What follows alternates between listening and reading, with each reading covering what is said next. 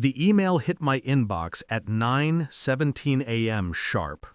25 years of sweat, strategy, and sleepless nights boiled down to 3 sentences. Your position has been terminated. Best of luck with your future endeavors. The sender? The new partner, the golden boy they had been grooming while I built the empire. HR's polite nod to necessary downsizing was a thin veil over betrayal. I stared at the screen, calm, controlled, smiling. I remembered the day I first walked into this office. Fresh out of school, brimming with ideas, shaking hands with the founding partner. He had looked me in the eye, full of trust, saying, "Welcome to the family." I believed him. I believed in him. Together we had scaled the company from a single conference room to an empire spanning continents. I had lived for this place, and for him. The first sign came subtly. Missed calls, projects reassigned, offhand comments about fresh perspectives during meetings. I thought it was growing pains. Until the message appeared, buried in the server logs. A client I had personally secured, one I had nurtured for years, quietly switching accounts. Then another, then a dozen. Patterns emerged, deliberate, targeted. My gut screamed betrayal, but my mind stayed sharp. I didn't act immediately. I watched. I learned. I spent weeks quietly mapping the network. Who was loyal? Who could be swayed? I traced contracts, financial flows, and client behavior.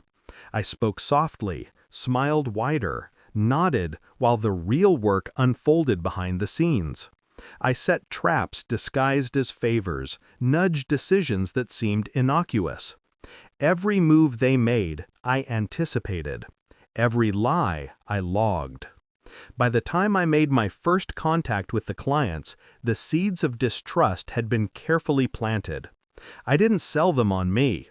I reminded them of what they had already lost under the new leadership. The execution was surgical. I leveraged every connection, every unspoken promise I had kept over decades. Legal notices, subtle hints of pending audits, reminders of obligations the new partner had ignored. I didn't need to scream. The dominoes fell themselves. Within 2 months, 70% of their major clients had pulled accounts. The boardroom, once full of smug confidence, now whispered panic. And then the call came. The founding partner, flustered, voice tight, "What is going on here?"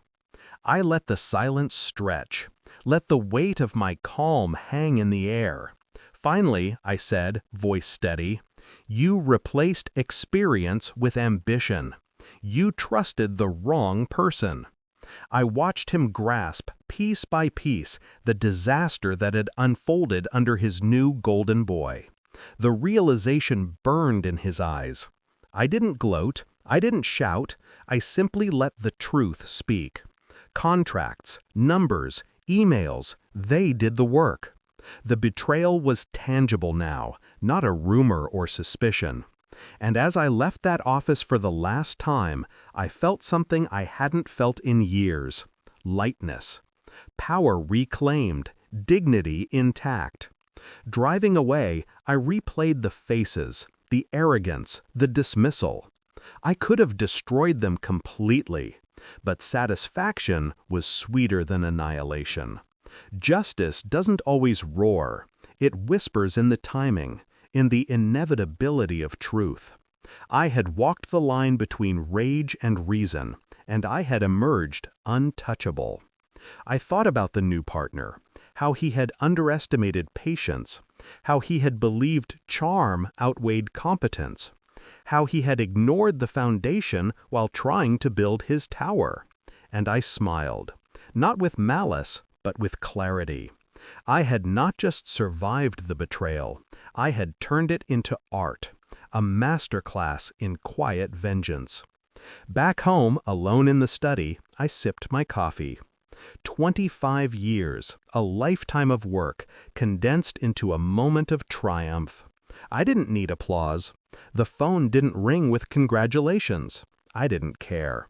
I had the knowledge, the satisfaction, the undeniable proof that I had outmaneuvered those who sought to discard me.